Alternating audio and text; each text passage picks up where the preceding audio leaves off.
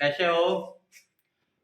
मैं आर्थिक ज्ञान दर्पण चैनल के माध्यम से आप लोगों को मैंने पिछले बार एक इतिहास से मैंने प्रैक्टिस से 2 3 4 डाला था और मैं आज आप लोगों को नागरिक शास्त्र से यानी राजनीति पॉलिटिकल साइंस से मैं कुछ प्रश्न जो है कि आपको बता रहा हूँ। ये प्रश्न जो है कि बहुत ही परिश्रम से खोजने के बाद से, किताबों के अध्ययन करने के बाद से मेरे द्वारा स्वयं बनाई गई प्रश्न है और यह प्रश्न बार बार किसी भी वनडे एग्जाम के लिए बहुत ही बेहतर है। बार बार वनडे एग्जाम में इसे रिपीट किया जा रहा है। मैंने उन्हीं प्रश्नों का आप लोगों के समक्ष लेकर के आया हूँ और मैं आप लोगों से यह आग्रह करना चाहता हूँ कि जिन लोगों ने मेरे चैनल को सब्सक्राइब नहीं किया है वे मेरे चैनल को सब्सक्राइब कर लें तथा बेल आइकन को बता दें। कमेंट व्यू लिखें, बताएं कि क्या कमियां हैं और क्या मुझे चाहिए। आप लोगों का सहयोग ही हमारा मार्गदर्शन है। तो बच्चों, मैं आज आप लोगों को नागरिक शास्त्र के कुछ संविधान से लिए गए प्रश्नों का मैं जिक्र कर रहा हूँ, बता रहा हूँ। इसे आप अपने कॉपी में नोट करते जाइए।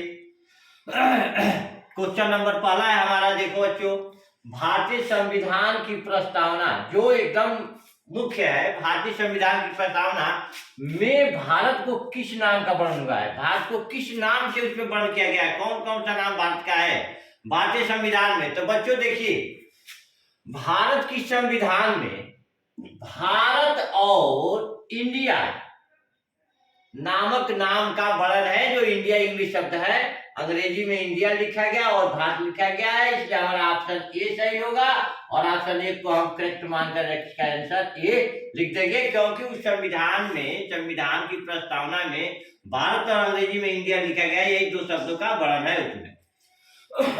अगले हम चलते हैं क्वेश्चन में बच्चों। भारतीय संविधान जब लागू हुआ था तो संविधान में कितने अनुच्छेद, भाग व अनुसूचियां थी? देखिए, वेरी इंपॉर्टेंट क्वेश्चन, बार बार पूछता है कि भारतीय संविधान जब लागू हुआ तो संविधान में कितने अनुच्छेद, कितने भाग और कितनी अनुसूचियां थी? तो बच्चों, आप जानते हैं कि जब भारतीय संविधान लागू हुआ था उस समय भारतीय संविधान में 395 अनुच्छेद, 22 भाग और 8 अनुसूचियां थी। एक बार और देख लीजिए इसको, 395 अनुच्छेद याद कर लीजिए, 22 भाग और 8 अनुसूचियां थी, इसलिए हमारा ए ऑप्शन करेक्ट सही हुआ और हम यहाँ ए ऑप्शन पर अपना टिक लगा करके इसके आंसर चूज कर लेंगे। अगला क्वेश्चन है, देखिए, जब ये क्वेश्चन आ गया कि भारतीय संविधान जब लागू हुआ था उस समय कितने अनुच्छेद, भाग और अनुसूचियां थी, तो फिर उसी पर क्वेश्चन बनता है कि वर्तमान में भारतीय संविधान में कितने अनुच्छेद, भाग और अनुसूचियां है?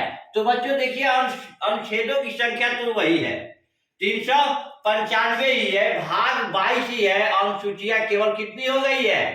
अनुसूचियां 9 हो गई है, इसलिए हमारा ऑप्शन सी सही है और ऑप्शन सी पर हम टिक लगा लेंगे बच्चों, यही हमारा करेक्ट आंसर होगा। अगला क्वेश्चन है कि भारत के किस संसद को उच्च सदन कहा जाता है? भारत के किस संसद को उच्च सदन कहा जाता है? देखो, भारत में 2 सदन है, एक उच्च सदन है और एक निम्न सदन है। उच्च सदन को राज्यसभा और निम्न सदन को लोकसभा कहते हैं। तो यहाँ पूछा है कि उच्च सदन कौन सा है, तो उच्च सदन हमारा राज्यसभा होगा, तो हम राज्यसभा पर टिक लगा लेंगे और हमारा ऑप्शन बी करेक्ट हो जाएगा और हमारे आंसर ऑप्शन बी चूज कर लेंगे, करते हैं। और राज्यसभा को उच्च सदन कहते हैं, इसलिए यहाँ क्वेश्चन भाई, ये उच्च सदन किस संसद को कहा जाता है? तो उत्तर क्या होगा? राज्यसभा को कहा जाता है, इसलिए बी ऑप्शन हमारा सही हुआ और राज्यसभा पर हम टिक लगा लेंगे। देखिए बच्चों, बी आर अम्बेडकर, भीमराव अम्बेडकर को भारत संविधान सभा में किस स्थान से चुना गया था? तो बच्चों, बी आर अम्बेडकर को संविधान सभा में मेरे हिसाब से कोलकाता सही होगा, क्योंकि पश्चिम बंगाल उसमें आएगा आपको। पश्चिम बंगाल में की बैठक में इनका चुनाव हुआ था। और बच्चों, कहीं कहीं मुंबई प्रेसिडेंसी भी आता है, इसलिए थोड़ा आप कंफर्म कर लीजिए, लेकिन मेरे हिसाब से पश्चिम बंगाल ही होगा। पश्चिम बंगाल पर टिक लगा लीजिए। अगला क्वेश्चन है, राज्यसभा को भंग कौन कर सकता है? तो राज्यसभा को कोई नहीं इसमें से भंग कर सकता है, क्योंकि बच्चों जानते हैं राज्यसभा अस्थायी सदन है। राज्यसभा अस्थायी सदन है, अस्थायी सदन कभी भंग नहीं होता है, इसलिए इसमें ऑप्शन डी हो जाएगा, इनमें से कोई नहीं। देखो बच्चों, बहुत से लड़के इस भ्रम में पड़ जाते हैं कि उपराष्ट्रपति इसका पदेन सभापति होता है तो वही भंग करेगा, लेकिन ये है कि राज्यसभा अस्थायी सदन है और कभी यह भंग नहीं होता है। एक क्वेश्चन है और उठता है बच्चों की राज्यसभा के सदस्यों का कार्यकाल कितने वर्ष होता है? तो राज्यसभा के सदस्यों का कार्यकाल बच्चों 6 वर्ष का होता है। राज्यसभा के सदस्यों का कार्यकाल 6 वर्ष के लिए होता है। अगला क्वेश्चन देखते हैं, अनुच्छेद 370 का संबंध किस राज्य से है? किस राज्य से था? इस समय नहीं है, किस राज्य से था? तो बच्चों जानते ही हो कि 370 हमारे देश में जम्मू कश्मीर से इसका संबंध था, जो इसको समाप्त कर दिया गया है, अब वो एक स्वतंत्र राज्य बन गया है। जम्मू कश्मीर से इसका संबंध था और जम्मू कश्मीर पर टिक लगा देंगे, ऑप्शन ए हमारा करेक्ट आंसर हो जाएगा।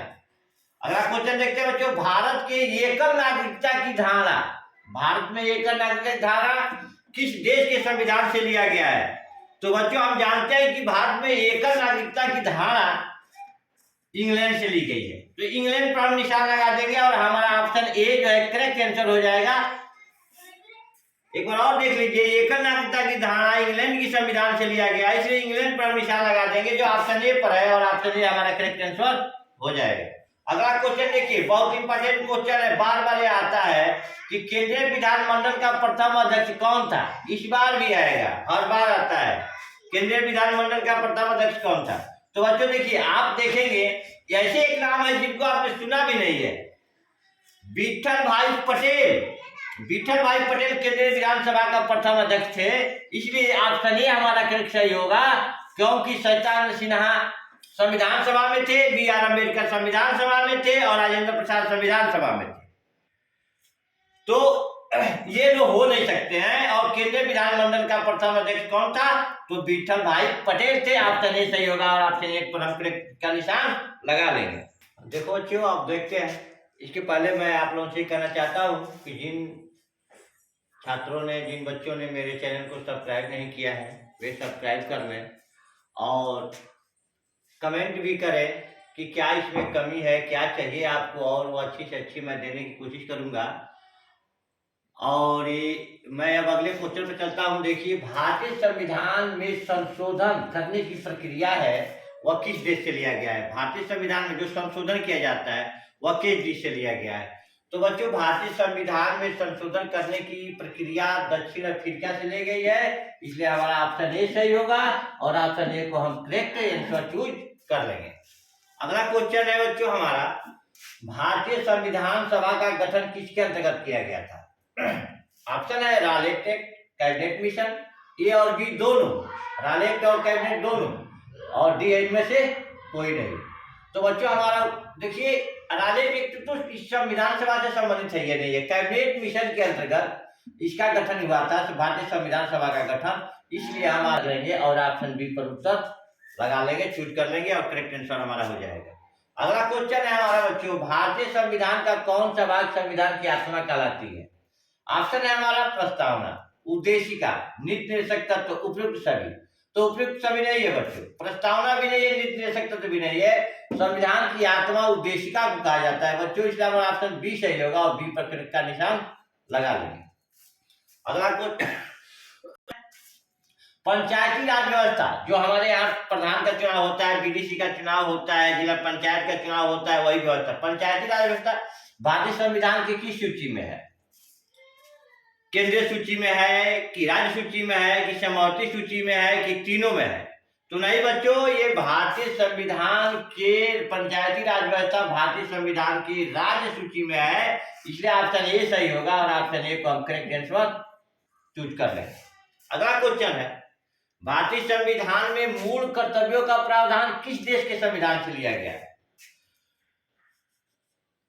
रूस है, अमेरिका है, चीन है, दक्षिण अफ्रीका है। तो बच्चों जानते हैं हम लोग कि भारतीय संविधान का कर्तव्यों का जो मूल कर्तव्य हमारा है उसका प्रावधान हम जो है कि रूस के संविधान से लिए हैं, इसलिए ऑप्शन ए हमारा सही होगा और ऑप्शन ए को करेक्ट आंसर के रूप में चूज कर लेंगे। अगला क्वेश्चन होगा बच्चों हमारा है, भारत में निर्विरोध राष्ट्रपति कौन चुना गया था आज तक? ज्ञानी जैल सिंह, प्रतिभा देवी सिंह पाटिल, एपीजे अब्दुल कलाम और अगला है नीलम संजीव रेड्डी। तो बच्चों ये ज्ञानी जैल सिंह भी नहीं निर्विरोध चुने गए थे, प्रतिभा देवी पाटिल भी निर्विरोध नहीं चुनी गई थी, एपीजे अब्दुल कलाम इतने बड़े मिसाइल मैन होते हुए भी इनको जो है कि भारत की राजनीति ने नहीं छोड़ा, इनके साथ भी जो है कि चुनाव हुआ। और एक यही नीलम संजीव रेड्डी है जिन्हें जो है निर्विरोध चुना गया था, इसलिए हमारा ऑप्शन डी सही होगा, करेक्ट होगा और ऑप्शन डी पर करेक्ट आंसर का निशान लगा देंगे। हाँ बच्चों, तो मैं अब अगले क्वेश्चन चलता हूँ। देखिए वित्त आयोग की नियुक्ति कौन करता है? वित्त आयोग की नियुक्ति कौन करता है? तो वित्त आयोग की नियुक्ति कौन करता है? पहला ऑप्शन है प्रधानमंत्री, दूसरा ऑप्शन है राष्ट्रपति, तीसरा ऑप्शन है सर्वोच्च न्यायालय के मुख्य न्यायाधीश और डी ऑप्शन है हमारा उपराष्ट्रपति। तो बच्चों वित्त आयोग की स्थापना नियुक्ति जो है वह राष्ट्रपति करता है, इसलिए हमारा बी ऑप्शन सही होगा, बी को हम करेक्ट आंसर के रूप में चूज कर लेंगे। संविधान में नए राज्य के गठन का प्रावधान किस अनुसूची में किया गया है? प्रथम, द्वितीय, तृतीय, चतुर्थ। तो बच्चों भारतीय संघ में नए राज्य के गठन का प्राविधान हमारे अनुसूची नंबर प्रथम में किया गया है। तो ये अनुसूची जो प्रथम है उसमें जो है कि भारतीय संघ के में नए राज्यों के गठन, जैसे किसी नए राज्य का गठन होगा तो भारतीय संविधान की अनुसूची प्रथम के अनुसार होगा, इसलिए हमारा ऑप्शन ए सही होगा और ए पर हम करेक्ट निशान लगा लेंगे। अगला क्वेश्चन देखते हैं बच्चों, दिल्ली राष्ट्रीय राजधानी क्षेत्र किस संविधान संशोधन द्वारा बना था? कौन सा संविधान संशोधन हुआ था जिसमें वो बना था? 68वें, 69वें, आपके 17वें और 71वें। तो बच्चों हम जानते हैं कि भारतीय जो दिल्ली राष्ट्रीय राजधानी क्षेत्र है वह भारतीय संविधान के 69वें संशोधन द्वारा बना था, इसलिए हम ऑप्शन बी पर टिक लगा लेंगे। ऑप्शन बी को करेक्ट आंसर के रूप में हम चूज कर लेंगे, क्योंकि भारतीय संविधान के 69वें संशोधन द्वारा राष्ट्रीय दिल्ली, तो ऑप्शन बी हमारा करेक्ट सही हो जाएगा। अगला क्वेश्चन है, भारत से बाहर लगातार कितने वर्ष तक व्यक्ति रहता है तो इसको भारत देश की नागरिकता समाप्त हो जाती है? तो बच्चों भारत से बाहर अगर 7 वर्षों तक कोई व्यक्ति रहता है तो उसे नागरिकता समाप्त हो जाती है।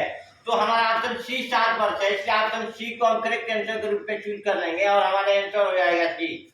अगला क्वेश्चन है बच्चों, भारत के वर्तमान उपराष्ट्रपति कौन है? देखिए बच्चों यह क्वेश्चन आता है और लोग जानते हुए भी नहीं कर पाते हैं, उपराष्ट्रपति राष्ट्रपति में अंतर नहीं कर पाते हैं, इसलिए मैं आपसे बता देना चाहता हूं कि भारत के वर्तमान राष्ट्रपति जो है, उपराष्ट्रपति जो है, वह वेंकैया नायडू है।